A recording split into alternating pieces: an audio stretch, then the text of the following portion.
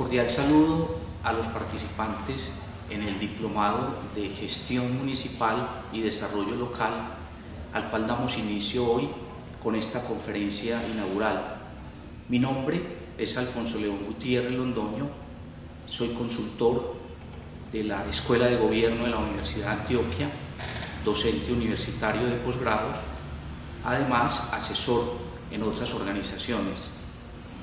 Mi formación posgradual corresponde a doctor en Gobierno y Políticas Públicas, además soy magíster en Derecho y Gobierno Municipal.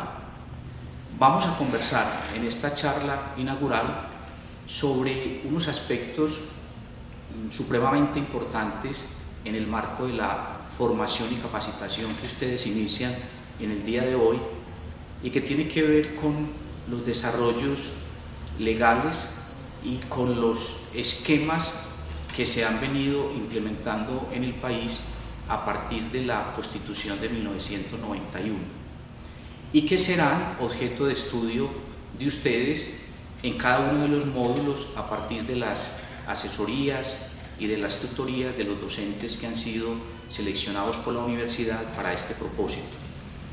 En primer lugar, quiero iniciar esta reflexión señalando la importancia que tiene para el país, que tuvo unos momentos muy importantes desde su referente histórico y que sigue hoy marcando unas pautas determinantes desde esa ruptura, por llamarlo así, de dos constituciones, una que termina, la de 1886, y otra que dio origen en 1991, donde se enmarcan unas temáticas que están muy definidas en el título 12 de la Constitución Política Colombiana y que tienen que ver con aspectos tan importantes y fundamentales para la vida del territorio y para el desarrollo en general de la gestión pública del país, asuntos como la planeación, temáticas también como las finanzas públicas enmarcadas en ese título 12 fundamentalmente como en el instrumento del presupuesto, pero también unos temas como transferencias, como servicios públicos domiciliarios y muy orientado también hacia una parte que tiene que ver con el referente económico. Indudablemente este título 12 de la Constitución Política y sus desarrollos legales nos han permitido en el país ir avanzando en diferentes asuntos. Lo primero que quiero señalar ya como punto de partida a partir de este propósito inaugural tiene que ver con la razón de ser del Estado. Es muy importante para ustedes como participantes en esta formación y que toca con asuntos públicos y que además son servidores públicos la gran mayoría de participantes, unos activos en las administraciones como funcionarios, otros como asesores y algunos docentes universitarios que nos acompañan también en este evento, deben tener en cuenta la razón de ser del Estado como punto de partida. El Estado colombiano enmarca todas sus acciones a partir del concepto del direccionamiento estratégico. Y ese direccionamiento estratégico tiene tres elementos fundamentales: la misión, la visión y los principios. Como primero tenemos que tener en cuenta que la misión del Estado obedece a mandatos constitucionales y que tiene que ver también con desarrollos legales en esta materia, pero que se concretan fundamentalmente en satisfacer necesidades insatisfechas de una comunidad, en propiciar bienestar y en mejorar la calidad de vida de cada uno de los habitantes del territorio. En ese orden de ideas, cuando leemos con detenimiento el artículo primero, el artículo segundo de la Constitución, entre otros, podríamos indicar que la razón de ser del Estado, la misión del Estado, se traduce en ese beneficio, en esa orientación de los recursos a beneficios colectivos, a atender necesidades de primer grado fundamentalmente en salud, en educación, en saneamiento básico y en agua potable. Principios o conceptos mejor que fueron determinados en el artículo 366 de la Constitución cuando focalizamos el gasto público social, pero que además se han ido ampliando a través de los desarrollos legales, inicialmente con la Ley 60 de 1993, posteriormente con la Ley 715 del año 2001, y obviamente con todos los documentos COMPES que se han generado en el país. La jurisprudencia entonces nos dan un concepto más amplio de lo que es el gasto público social. Esa es la razón de ser del Estado, y ese es un referente importantísimo para nuestra labor como estudiantes en este diplomado, pero además yendo un poco más allá como funcionarios, como servidores públicos en general. ¿Por qué quiero hacer énfasis en este primer concepto?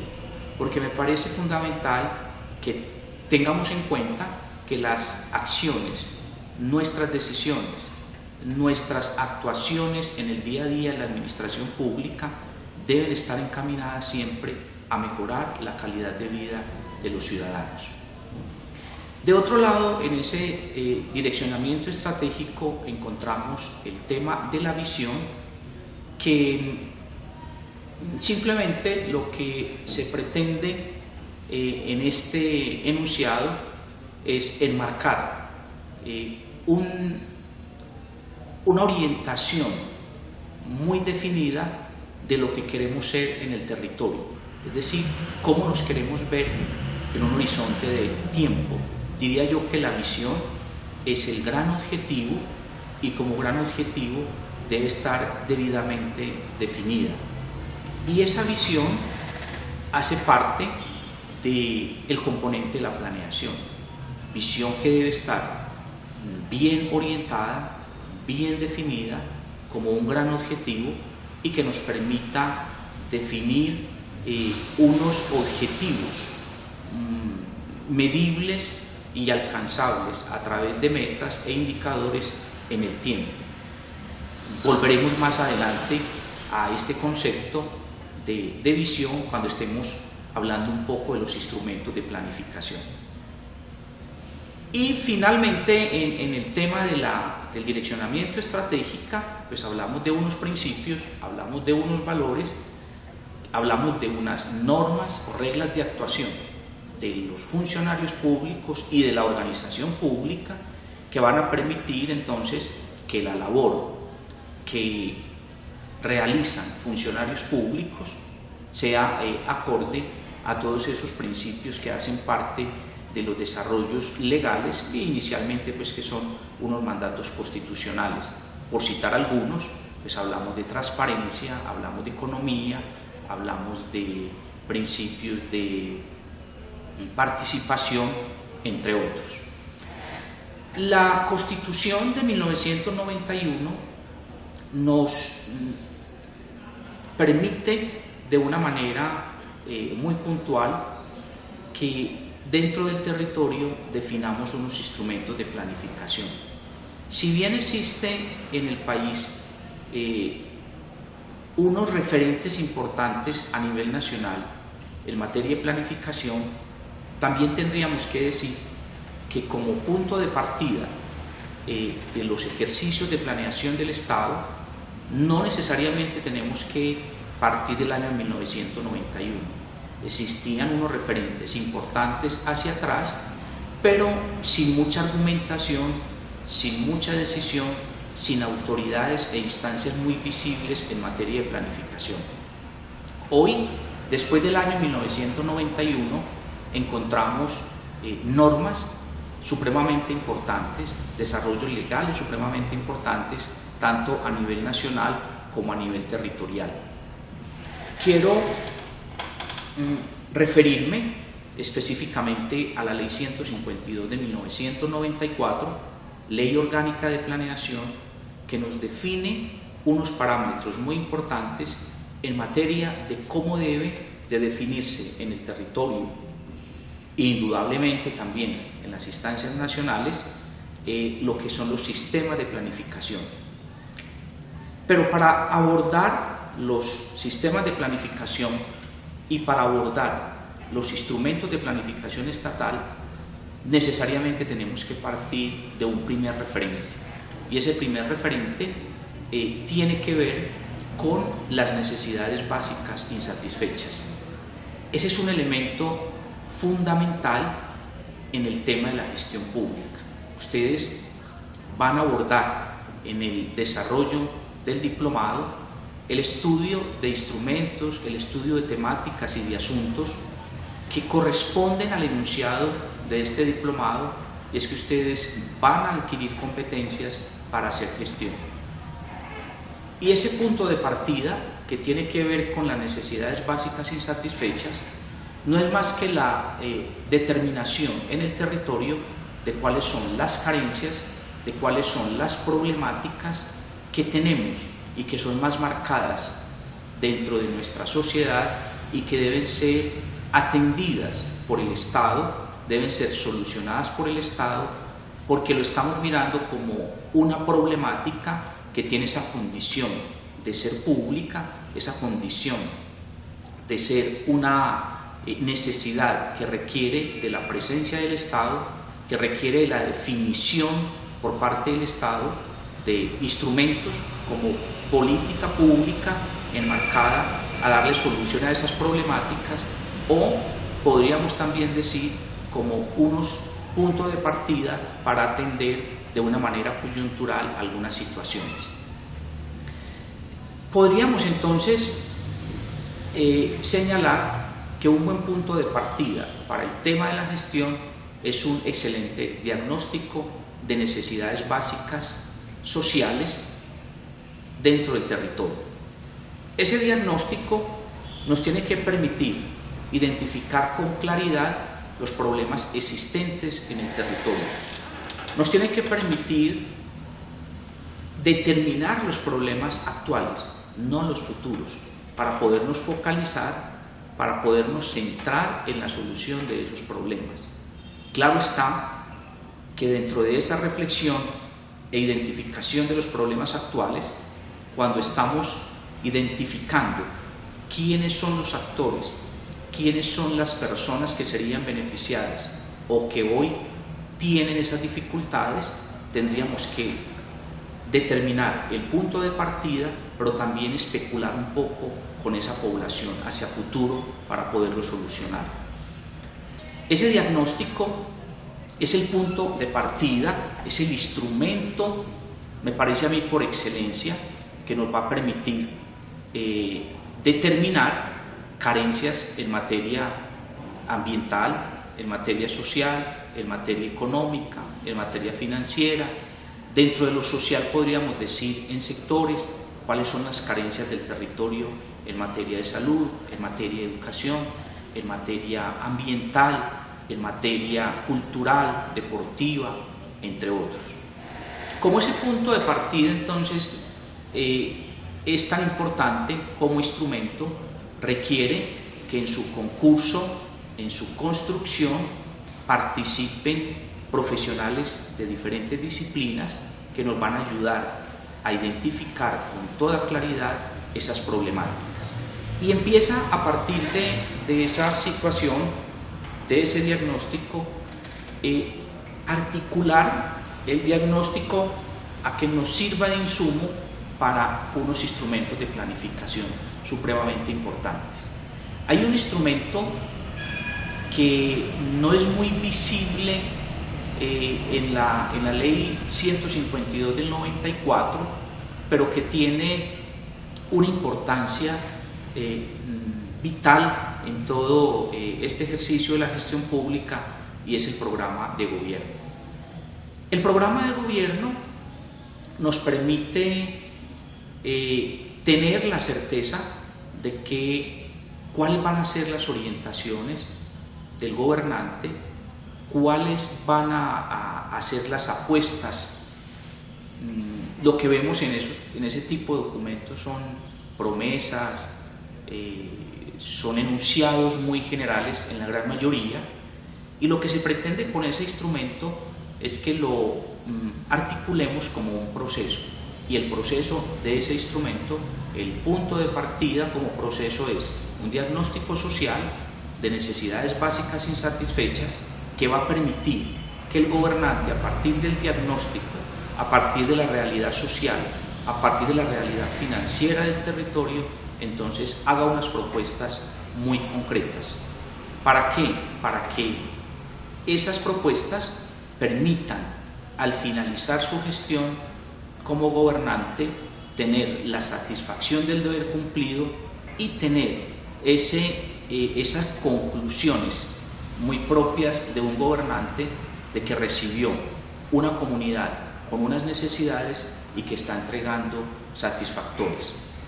Por ahí empezamos a movernos entonces después de ese plan de desarrollo, de ese programa de gobierno, empezamos a movernos de una manera muy transversal en otra serie de instrumentos a partir del diagnóstico social y participativo, que es otro aspecto importante en todos estos instrumentos que requieren de la participación del ciudadano en sus diferentes fases. Empezamos entonces a hacer todo un ejercicio de formulación de plan de desarrollo. Existe también dentro de esos instrumentos la formulación de los planes de ordenamiento territorial, de los planes de acción, de los planes de inversión, entre otros, pero como punto de inicio de un gobierno encontramos nosotros el programa de gobierno articulado a un plan de desarrollo. En ese plan de desarrollo nosotros volvemos a encontrar el direccionamiento estratégico, donde encontramos misión, visión y principios. Ahí es importante señalar que estamos hablando de la visión del territorio, y la visión tiene que ser de largo plazo. La visión de un territorio no puede estar enmarcada en un horizonte de un programa de gobierno, es decir, en 4 años. Recuerden ustedes que en la Constitución del 91 se definen instrumentos de planificación producto de unos escenarios de largo, de mediano y de corto plazo. Hay unos escenarios de largo plazo en el Estado que se orientan desde el punto de vista de los desarrollos legales a 12 años, y es cuando estamos hablando de los planes de ordenamiento territorial o esquemas o plan básico de ordenamiento según la jurisdicción. Encontramos aquí entonces un aspecto muy importante, y es el tema de visión. La visión que yo defina en mi programa de gobierno puede ser que obedezca a un concepto de visión del gobernante frente al territorio, pero la visión que ya se va plasmando en los instrumentos como el plan de desarrollo, como el plan de ordenamiento territorial y otros, debe ser una visión de desarrollo local. Y ahí, en nuestros territorios, tenemos que hacer reflexiones muy importantes para una buena definición de esa visión. Una buena definición implica que tengamos la claridad frente a la vocación económica del territorio. Si no tenemos la vocación económica del territorio definida, pues no tendríamos, a mi modo de ver, esa gran posibilidad de una definición, de una excelente visión del territorio.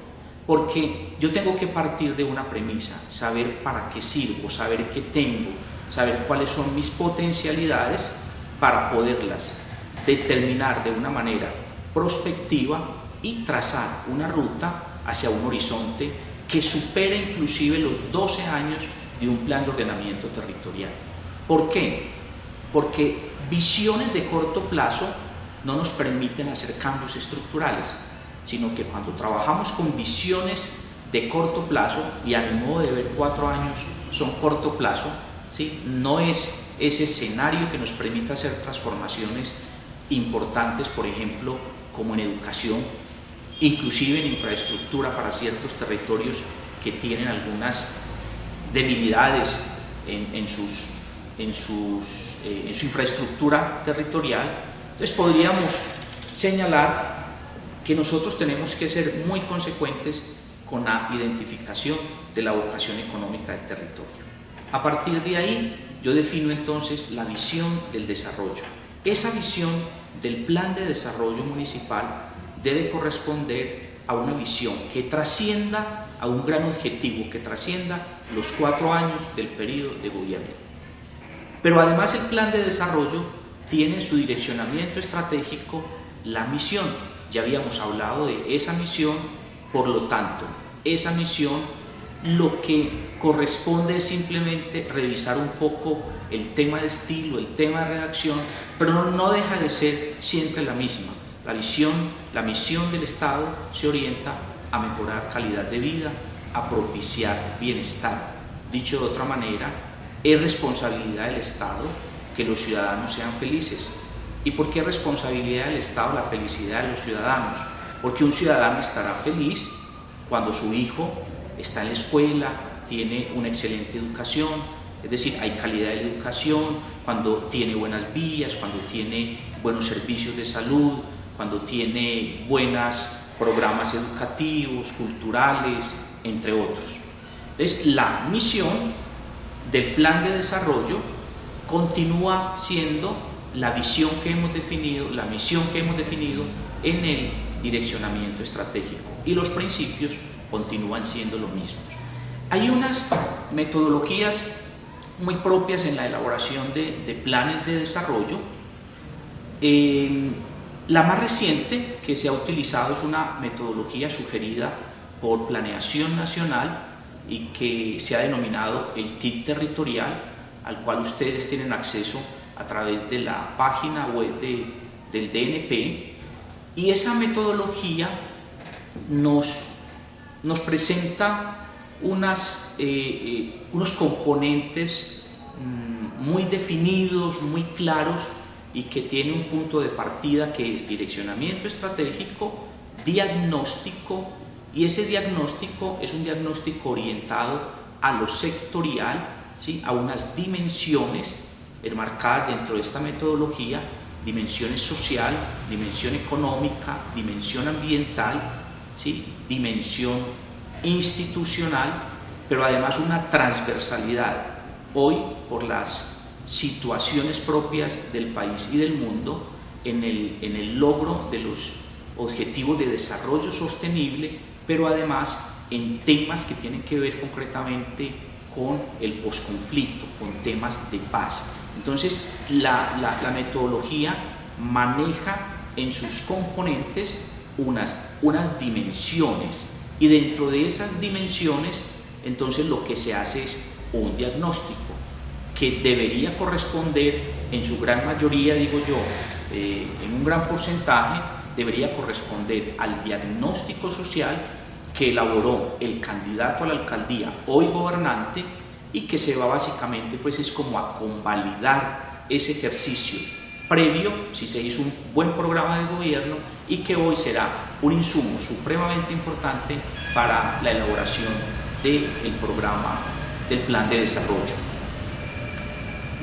Mirado ese plan de desarrollo como el programa estratégico desde los 4 años del gobernante, y ese kit territorial como metodología nos acerca a unas orientaciones muy propias de las intenciones que tiene el gobierno nacional de hacer cierre de brechas. Cierre de brechas que no es más que el tratar de solucionar aquellos problemas que han sido permanentes en el territorio y que ya no dan espera. Por ejemplo, el tema de agua potable y saneamiento básico. Recuerden ustedes, participantes, que desde la Ley 12 del año 1986, en el gobierno del presidente Betancourt, se vienen haciendo unas transferencias. Cuando nace el IVA, con la Ley 12 del año 86, unas transferencias del nivel nacional hacia el nivel territorial orientadas a dar solución al tema del agua potable. Pero hoy, muchos años después, no tenemos todavía en el territorio cobertura del 50% en esta problemática. El tema de educación. El tema de educación es un tema complejo todavía en cobertura, en algunas regiones del país y mucho más complejo todavía en temas de calidad. Diríamos que en calidad estamos apenas empezando. El tema de salud, en cobertura, en una mejor prestación del servicio. El Gobierno Nacional entonces, a través del cierre de brechas, se ha propuesto, a partir de información que han suministrado los municipios, vía informes de ejecuciones de SGP, vía sistematización de esa información, nos han permitido durante el comienzo de este año tener una información supremamente importante en los territorios para poder hacer ese cierre de brechas como un elemento importante y determinante del gobernante en estos 4 años. No vamos a hacer el cierre total, estoy pues seguro, porque existen unas carencias de recursos financieros en el territorio y la misma situación que actualmente vive el país no nos va a permitir entonces decir que en estos 4 años vamos a terminar o hacer ese cierre de brechas, pero sí pretendemos, y es parte de lo que busca el Gobierno Nacional, que exista una disminución significativa. Pero también la metodología definida por Planeación Nacional nos lleva a que nosotros hagamos en el territorio una revisión sistemática y muy ordenada de las finanzas municipales. Las finanzas en el territorio existen, tienen una estructura que ha sido determinada por los desarrollos legales, pero existen unos temas que están ligados a las finanzas, y que es el tema de los recaudos, el tema de la gestión, el tema de mejorar la posibilidad financiera del territorio. El punto de partida para nuestra elaboración del plan de desarrollo simplemente fue hacer un diagnóstico financiero, y ese diagnóstico financiero lo que nos está mostrando es la realidad del territorio, cuáles son sus recursos propios y cuáles son los recursos de transferencias proyectados. Hay la gran sorpresa para muchos de los candidatos hoy gobernantes que no conocían la situación financiera del territorio, es ese grado de dependencia que tiene el municipio colombiano con relación al nivel central. Grado de dependencia que está orientado hoy y muy determinado por un porcentaje demasiado alto. El grado de dependencia de la gran mayoría de municipios del país frente al nivel central está entre un 85 y 90%. Y hay territorios en el país, hay municipios en ciertas zonas del país que el grado de dependencia es un 95-97%. Está significando eso que la gran mayoría de municipios del país, de 100 pesos que tienen presupuestados, generan 10 con sus recursos propios, y 90 pesos que le llegan, los otros 90 son recursos de transferencias que llegan del nivel central, fundamentalmente de SGP, Sistema General de Participación, y regalías. Entonces, en esa metodología de elaboración del plan de desarrollo, lo que se hizo fue esa revisión de la parte financiera del territorio para determinar finalmente una capacidad de inversión. Es decir, lo que se hace es simplemente una revisión de los ingresos corrientes del territorio. Lo que hacemos es restarle a esos ingresos corrientes los gastos corrientes del territorio, funcionamiento, servicio de la deuda, y finalmente lo que hacemos es determinar si existe ahorro o si existe un déficit proyectado, que es el caso de muchos municipios, y le sumamos una capacidad de endeudamiento si el municipio tiene esa posibilidad. Aquí estamos simulando escenarios, estamos trabajando hacia futuro para llegar a una cifra muy importante, que es la capacidad de inversión, que no es más que los recursos que van a estar disponibles durante estos 4 años de gobierno para poder hacer la inversión social, para atender el gasto social.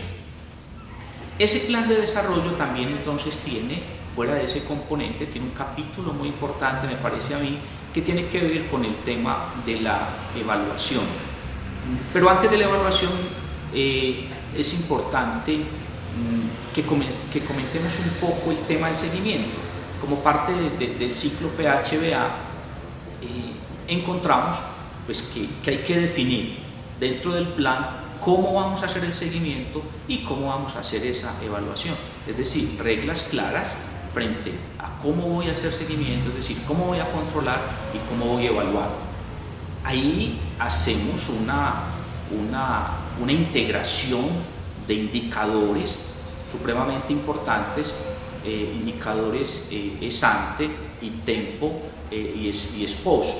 Es decir, lo que estamos mirando es cómo estamos antes de empezar el ejercicio, hay unos indicadores, cómo vamos a controlar esos indicadores dentro de un proceso y finalmente cómo voy a hacer una evaluación de impacto cuando termine el proyecto, no necesariamente el gobierno.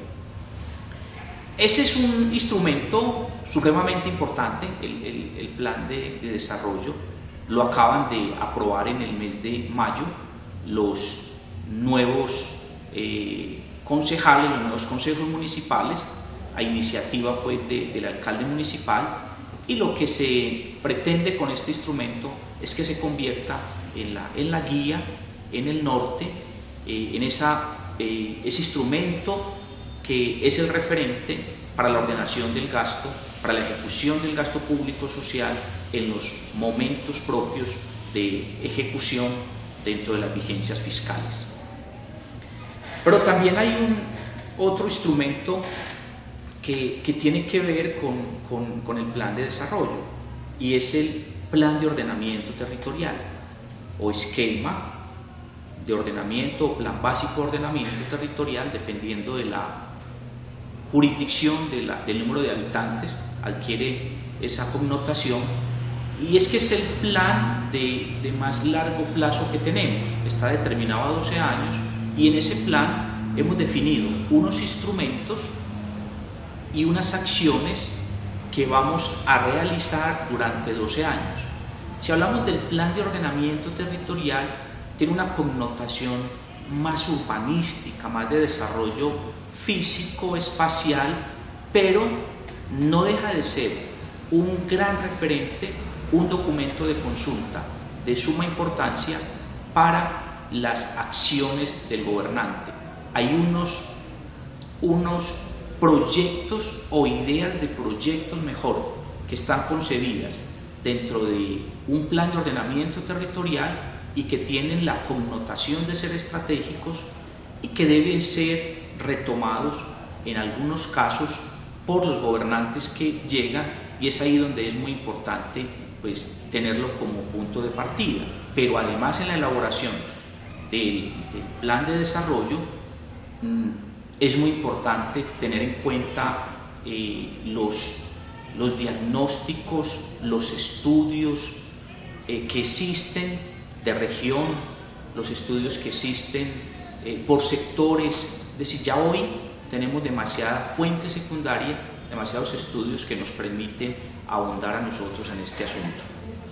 Pero también hay otros instrumentos ya más tácticos y que yo creo que son de suma importancia y que deben ser de objeto detallado de ustedes ahora en el estudio que van a hacer en el marco de este diplomado, porque son los instrumentos tácticos. Los instrumentos tácticos son estos instrumentos de anualidad, de vigencia fiscal, que nos van a permitir hacer realmente la ejecución.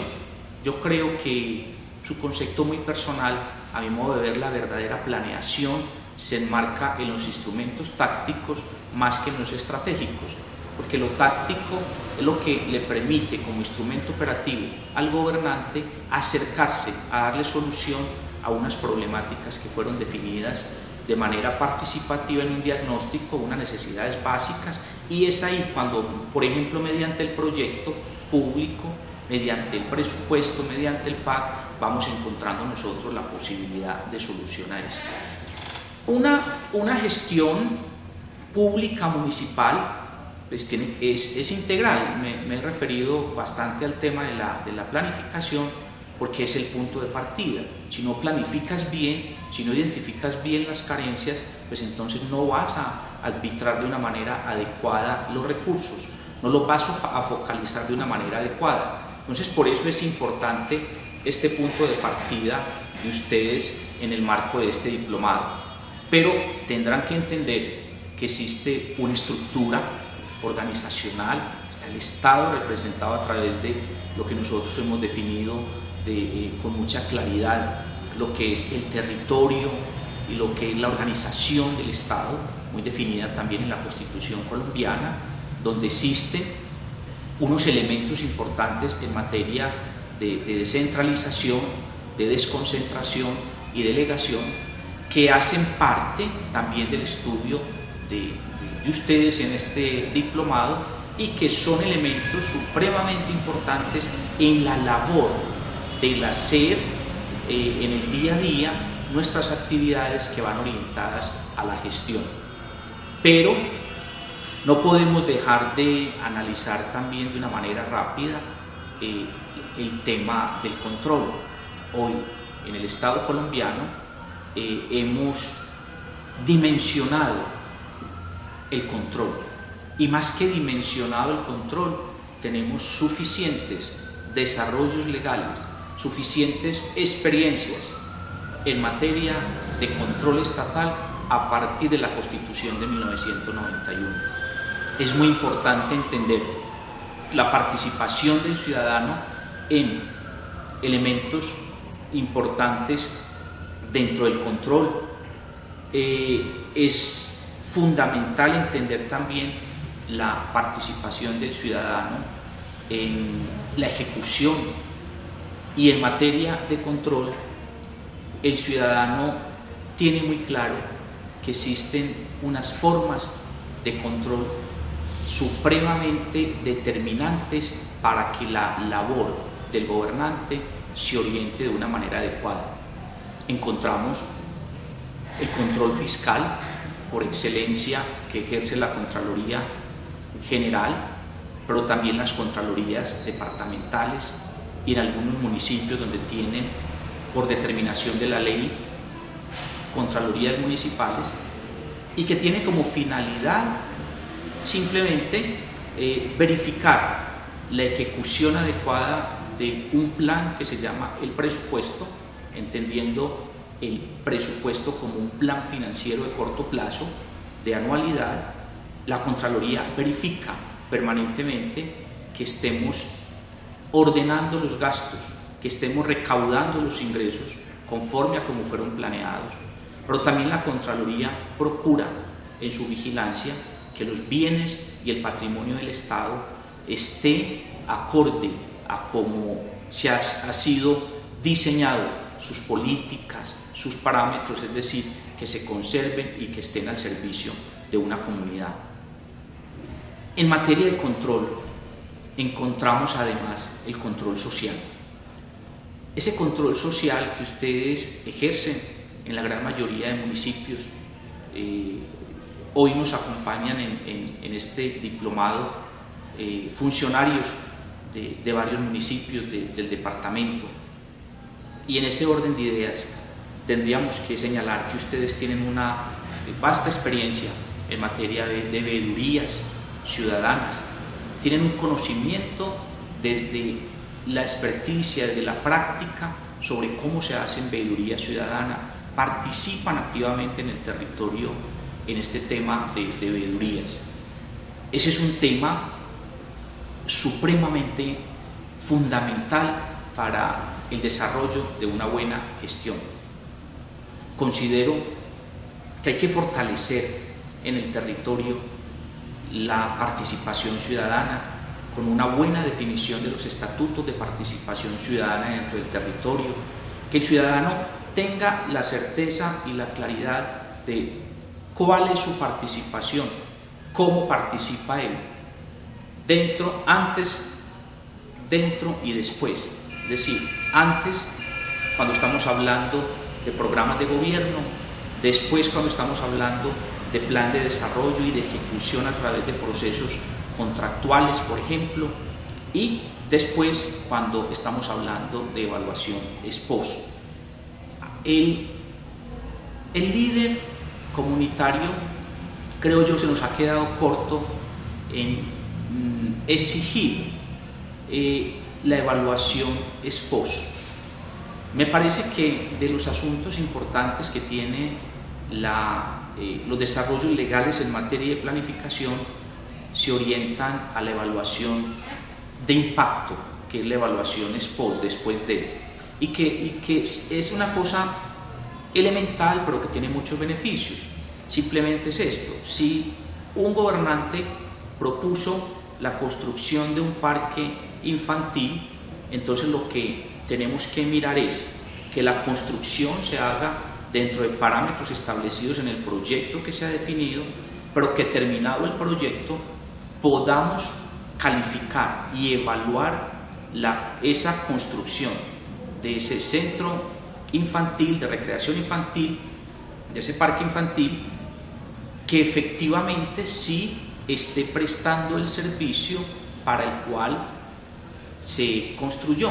Es decir, que, dicho de otra manera, que el proyecto que se ejecutó sí haya permitido mejorar la calidad de vida, en este caso de unos niños que queríamos que participaran en actividades recreativas y de esparcimiento permanente en el parque.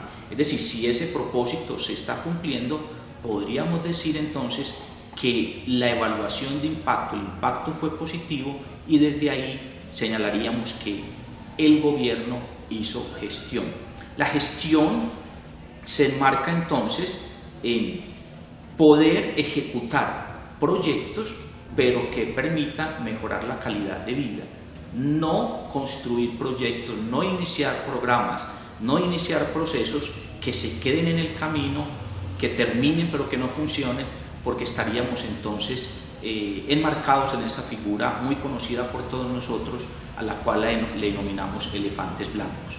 Entonces considero, volviendo al asunto del control social, que hay que darle más herramientas a los ciudadanos, y ustedes van a adquirir las herramientas en el marco de este diplomado para que interactúen de una manera permanente y más activa con los ciudadanos, con los habitantes del territorio, y logren definir un verdadero estatuto de participación ciudadana en el territorio y unas metodologías adecuadas de control social a través de las veedurías ciudadanas.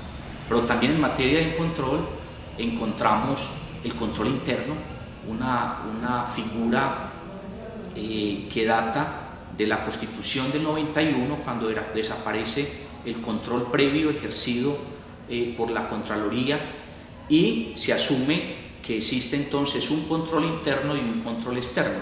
Control externo que asume la Contraloría después de, y control interno que asume la administración como parte de ese control administrativo propio del proceso administrativo de ese ciclo PHBA, ¿sí? Que lo que simplemente hacemos es que determinamos normas, reglas, procedimientos, procesos, hoy que estamos enmarcados con metodologías de GP1000, de MESI, procesos que van a permitir que la tarea se haga adecuadamente. Entonces también tenemos un control administrativo al cual le denominamos control interno. Está el control político que ejercen las corporaciones, el Congreso, las asambleas departamentales y los municipios a través de sus consejos municipales, y en ese control en el control político hay que profundizar un poco más. En la experiencia que hemos tenido desde la consultoría y desde la academia, hemos encontrado que no existen en el territorio los mecanismos adecuados de control político. No están bien determinados, no están bien clarificados. Entonces la labor del Consejo como parte de control político se está perdiendo, se ha diluido bastante y no está permitiendo efectivamente su labor, que se centre esa orientación del control político a mirar de una manera objetiva, hacer los debates objetivos a la administración municipal que permitan siempre estar cumpliendo con esa tarea de mejorar esa calidad de vida de los ciudadanos. Está el control político, está la gran responsabilidad de ustedes participantes en este diplomado a que estudien cómo está reglamentado el control político en el territorio y a que hagan propuestas para mejorar cómo podríamos ejercer un control político de una manera más adecuada. Existen otras instancias en materia de control estatal, como las auditorías externas para las empresas prestadoras de servicios públicos domiciliarios, en el marco de la Ley 142 y 143 de servicios públicos. Existe también la figura de revisorías fiscales para algunas entidades estatales que tienen la connotación de ser más empresas de sociedades de economía mixta, de régimen privado, donde el Estado tiene una participación y donde la figura de control la ejerce un profesional de la contaduría pública como revisor fiscal. Pero vale la pena que ustedes tengan en cuenta que todos estos sistemas de control, todos estos mecanismos, todas estas instancias de control concluyen finalmente con la responsabilidad penal, la responsabilidad disciplinaria y la responsabilidad fiscal del servidor público. Van a estudiar con sus docentes en el desarrollo de algunas temáticas el tema de las responsabilidades a las cuales me he mencionado y que deben ser de sumo cuidado para tener una excelente gestión. En general, diríamos que es un gran acierto el de la Escuela de Gobierno de la Universidad de Antioquia, el definir unos contenidos tan importantes, tan puntuales y digo yo pertinentes para el desarrollo del territorio, para que la gestión del territorio, para que ustedes como participantes en este diplomado puedan coadyuvar en la buena gestión. Un gobernante es un líder al cual debemos rodear, es un líder al cual debemos apoyar permanentemente con nuestros consejos. Un gobernante no puede dejar de armar equipos de trabajo, ¿sí? Y ustedes hacen parte de esos equipos de trabajo. Les doy entonces la bienvenida a este diplomado, a ustedes como participantes, a los docentes que han sido seleccionados por la universidad para atenderlos y nos veremos en otra oportunidad. Muchas gracias.